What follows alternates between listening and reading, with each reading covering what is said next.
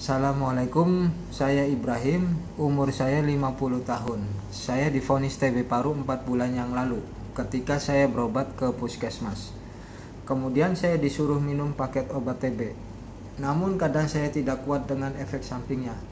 Alhamdulillah, setelah saya barengi dengan minum propolis hepro, mual hilang, nafsu makan kembali normal, batuk sangat berkurang, dan sekarang saya sudah dinyatakan negatif TB.